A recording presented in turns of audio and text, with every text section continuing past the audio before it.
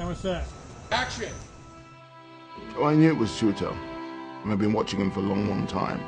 And I always felt that he was able to sort of reach that kind of performance. And I knew that he could do it. I was born a free man. Can I get a kiss, please? Thank you. Until the day I was kidnapped and sold into slavery. We had a pretty extraordinary script. And at that point, we got Chiwetel Ejiofor to commit to playing Solomon. If you want to survive, do and say as little as possible.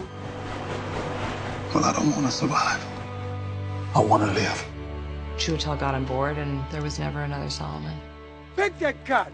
Move along, huh? When I first read the script and the book, I'd never read or seen anything like that in my life.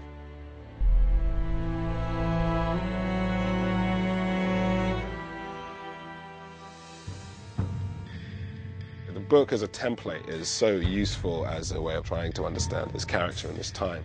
Master brought you here to work. I don't want to hear a word out of none of you. Once you read Solomon's autobiography, it puts you in a certain mindset where you start to get a little glimpse into what he's going through and what he is seeing. I originate from Canada. I guess where that is. Well, I know where Canada is. I've been there myself. Well, travel for a slave. Once I started to see that, to really feel what that emotional journey would mean for someone, it's impossible to kind of lose it. It's something that has really penetrated me. Went down to the River Jordan. Going to the plantations in the South and being in places where some of these things occurred. That burning heat, the violence that he sees occur. You do get a glimpse of what the day-to-day must have been like. It's quite a thing.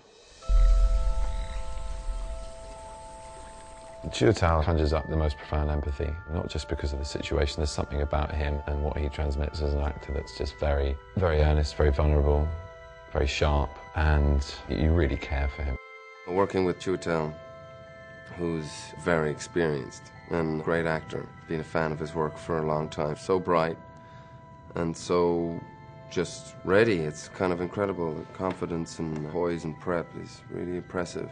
He allowed the rest of us to have that same kind of work ethic. Let's go about this with an efficiency and a sense of duty. My back is thick with scars for protesting my freedom.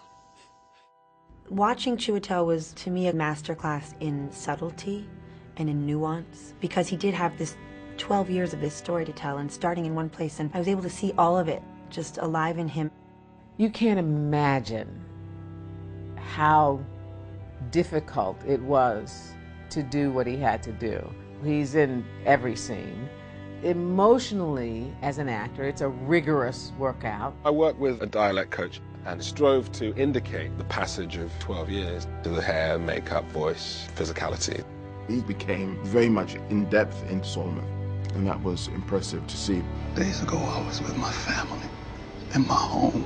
Now you tell me all is lost. It takes a lot of courage and strength to keep within that character for that period of time. I thought you knowed something. I did as instructed. There's something wrong. It's wrong with the instruction. We just knew going in that it was going to be a physical strain to reenact those exact things. The story, it is amazing. And in no good way.